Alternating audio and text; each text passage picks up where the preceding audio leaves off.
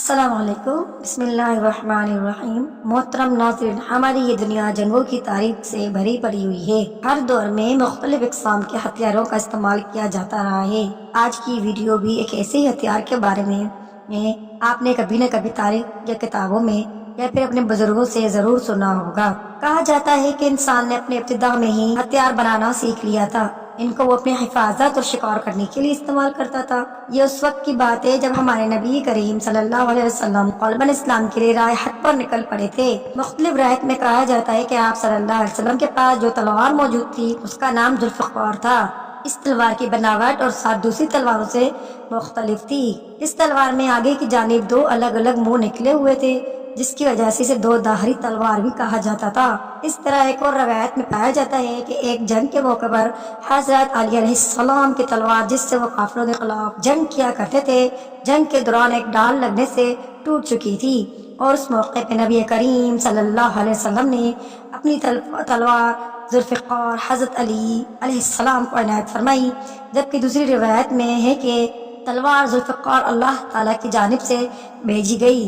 حضرت جبرائیل علیہ السلام حضرت علیہ السلام کے پاس لائے۔ اپنی روایت میں سے کون سی درست ہے یہ اللہ بہتر جاتا ہے۔ تاریخ اس بات کی گواہ ہے کہ جب یہ تلوار ذوالفقار حضرت علی علیہ السلام کے ہاتھ میں آئی تو کفار کے بڑے بڑے لیڈر اس تلوار سے کسی دشمن کے مدد قابل ہوتے تھے تو پہلے کہتے تھے کہ میں تمہیں دعوت دیتا ہوں، اسلام قبول کر لو۔ میدان احد تھا، امام علی کی تلوار تھی اور انہوں نے اکیلے پورے لشکر کو روک رکھا تھا اور حضور پاک صلی اللہ علیہ وسلم کی حفاظت فرما رہے تھے۔ امام علی کی تلوار لوہے کی تھی۔ ایک مرتبہ جب حملہ ہوا تھا، لوہا ٹوٹ گیا کیونکہ انہوں نے تلوار سے پورے لشکر کو روکا تھا۔ مولا علی ایک تلوار سے پورے لشکر کو روک رہے تھے اور انہیں دھکیلتے تھے۔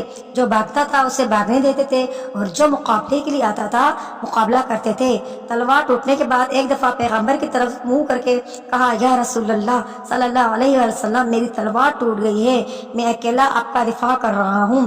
پیغمبر اسلام نے کہا کہ میری تلوار چر چکی ہے۔ آپ صلی اللہ علیہ وسلم نے کھجور کی ٹہنی کو توڑا اور کہا، یا علی، اب اس سے مقابلہ کر لیجئے، ہے قربان جاؤں میں اپنی مولا پر۔ انہوں نے پلٹ کر یہ نہیں کہا کہ یا رسول اللہ، دشمن کے پاس لوہے کی تلواریں ہیں اور آپ مجھے کھجور کی ٹہنی دے رہے ہیں۔ مولا نے فرمایا، یا رسول اللہ، اگر آپ کہیں گے تو میں اس تحریر سے سب کا مقابلہ کروں گا۔ میرے مولا نے مقابلہ شروع کیا تو وہ ٹہنی ٹوٹ گئی۔ پھر پلٹ کے دیکھا تو رسول اکرم صلی اللہ علیہ وسلم نے کہا، یا علی، ایک اور ٹہنی لے لیجئے۔ جب تیسری بار ٹہنی ٹوٹی تو اللہ نے جبرائیل سے فرمایا کہ اے جبرائیل، جنت سے ذوالفقار لے آئے۔ آسمان سے نزول شروع ہوا۔ جناب جبرائیل نے قصیدہ پڑھا۔ علامہ اقبال نے اس میں ایک مصرع اور لگا دیا، شاہ مردہ شیر یزداں، قوت پروردگار، گرد وغار سے بچنے کے لیے امیر المومنین اپنا امامہ کھول لیتے تھے اور منہ پر لپیٹ لیتے تھے، ان کی آنکھیں نظر آ رہی ہوتی تھی۔ روایت کے الفاظ یہ ہیں کہ جب کسی دشمن کو دانت بھیج کر دیکھتے تھے تو ان کی آنکھیں لال ہو جاتی تھی، جس طرح شہد کے دیکھنے سے بکری کا دل پھٹ جاتا ہے، اسی طرح دشمن صرف مولا علی کی آنکھوں کو دیکھتا تھا، اس پر خوف کا لرزہ طاری ہو جاتا تھا۔ مولا علی ذوالفقار پر ٹیک لگاتے میدان جنگ میں نہایت اطمینان کے ساتھ کھڑے ہوتے۔ پسینہ بہہ رہا تھا، مولا پسینے کو صاف کر رہے تھے۔ اتنے میں ایک آدمی پشت سے خنجر لے آ رہا کہ میں مولا علی کو خنجر مار دوں گا۔ جب وہ خنجر لے آ رہا تھا تو اس کے ہاتھ میں پاؤں کانپ رہے تھے کیونکہ سامنے حیدر کرار غیر فرار تھا۔ اتنی اسنا میں گھبراہٹ کے مارے اس کے ہاتھ سے خنجر چھوٹ گیا۔ مولا نے بہت اطمینان سے پیچھے مڑ کر دیکھا۔ اس نے کہا، یا علی، اتنا سکون؟ تو مولا نے فرمایا کہ میرے دشمن کے سامنے نہیں ہوں، میں پروردگار کی بارگاہ میں ہوں۔ اس شخص نے کہا، یا علی، اگر میں کچھ مانگوں تو آپ عطا کریں گے؟ مولا علی نے کہا، مانگ، کیا مانگتا ہے؟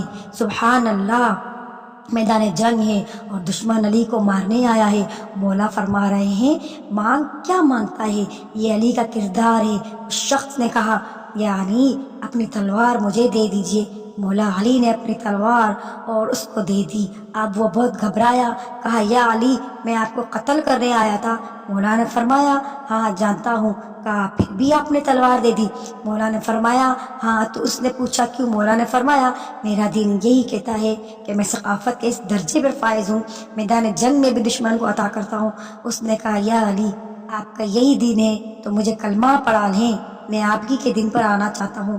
یا علی یا علی یا علی، جو عہد جیسی جنگ میں دشمن کو مسلمان کر دے اسے علی کہتے ہیں۔ حضرت علی علیہ السلام کے اس دنیا سے پردہ فرما ہے جانے کے بعد یہ تلوار امام حسن علیہ السلام سے ہوتے ہوئے امام حسین علیہ السلام کے پاس آئی، اور یہ بھی کہا جاتا ہے کہ اس تلوار کو استعمال کرتے ہوئے امام حسین علی مقام نے یزیدی لشکر کے کافی لیڈرز کو جہنم کی راہ دکھائی اور اسلام کی بقا کی خاطر اپنی جان کا نذرانہ پیش کیا۔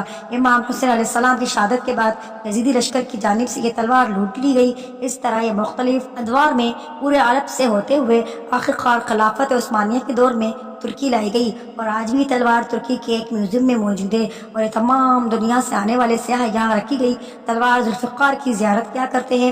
ناظرین محترم، آج کے موجودہ دور میں جب انگریزوں نے 10 خطرناک ہتھیاروں کی فہرست ترتیب دی تو ذوالفقار کی بناوٹ اور اس کے نسبت سے اسے تیسرے نمبر پر رکھا گیا اور شجاعت کی نشانی سمجھی جاتی ہے، کیونکہ اس سے جو نام منسوب ہے وہ وقتاً جرات اور شجاعت کے پانی ہیں۔ اس پس منظر میں ذوالفقار کا نشان نہ صرف سلطنت عثمانیہ کے جھنڈے پر پرنٹ کیا گیا ہے کہ چاری مسلمانوں نے بھی ذوالفقار کو اپنے جھنڈے کی زینت بنایا۔ امید کرتی ہوں کہ میری یہ چھوٹی سی کوشش آپ کو پسند آئی ہوگی۔ اگر ویڈیو پسند آئی ہے تو اپنے دوستوں اور عزیزوں کے ساتھ ضرور شیئر کیجیے اور کمنٹ سیکشن میں اپنی رائے کا اظہار ضرور کیجیے، اور میرے چینل کو لائک سبسکرائب ضرور کیجیے گا۔ جزاک اللہ۔